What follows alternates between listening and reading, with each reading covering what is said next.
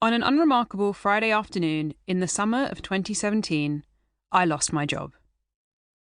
I was called into a meeting room at work, and my boss's boss Skyped me from the New York headquarters to let me know that I was being made redundant.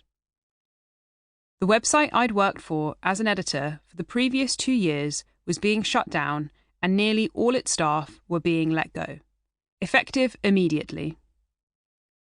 In a state of shock, I packed up my desk, left the office in the middle of the afternoon, and went home.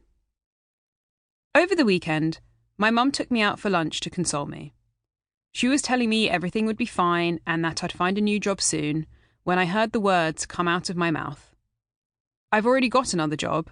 I'm freelance now.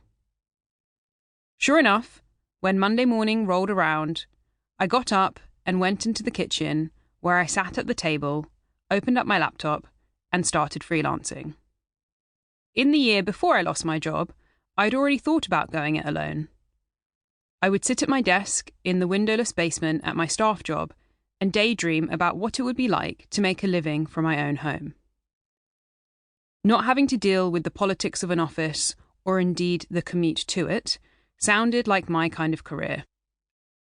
It wasn't just my allergy to the office that made me suspect I was better suited for self-employment. As someone who thrives on variety and who struggles with being told what to do within a rigid professional hierarchy, I've always felt hemmed in by any job title I've held. But it took a redundancy to finally push me to make the leap. I'd been too scared to go freelance up until then because I'd heard the horror stories about how precarious self-employment was, and I believed them. I was worried that I wouldn't be able to make the finances work, that I wouldn't find any clients, that I'd drown under a pile of crumpled receipts trying to file my own tax returns. What I realise now is that I was telling myself freelancing wasn't viable because I refused to believe that it was possible to have my dream career come true. I was hiding behind excuses of a regular paycheck, holiday and sick pay, and staying in a job that made me miserable. But when all the things I thought I had to lose were gone, I realised it was time to make a change. In spite of the circumstances that prompted the start of my freelancing, by the first anniversary of my redundancy, I'd had the best year of my career. I was writing for publications I'd once only dreamed of, including a front-page story in the New York Times. I was earning more than I had done in my staff job, and, most importantly, I'd never felt more fulfilled in all of my working life. The horror stories didn't materialise, but I did have to adjust to freelance life, which opened my eyes to a completely different way of working than I was used to in traditional employment. When I started my very first job, I was shown around the office. My new colleagues took me for lunch, and the HR worker handed me an employee handbook. None of that happened when I went freelance.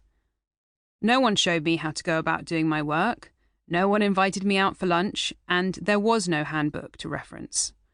I was on my own. Freelancing isn't better than working in-house, nor is freelancing a solution to work-based problems. My own story isn't about quitting a job, going freelance, and living happily ever after. It's about figuring out how to make working for myself work for the long haul, because I truly believe that it can be a viable career plan for those who choose to work differently. When I look back over the course of my freelancing career to date, there's so much I wish I'd known. I needed a resource to guide me through the ups and downs, a handbook I could keep on my desk and reference whenever something unexpected came up. So, I wrote it all down. I wrote You're the Business to be your own personal freelance cheerleader. I filled it with everything you need to know to work for yourself, including all the lessons I've learned and some inspiration from a few superstar freelancers. I hope this book can be something you turn to when you have a problem that needs solving, that it brings you comfort when times are hard, and, ultimately, that it gives you a roadmap for happiness and success when you strike out alone.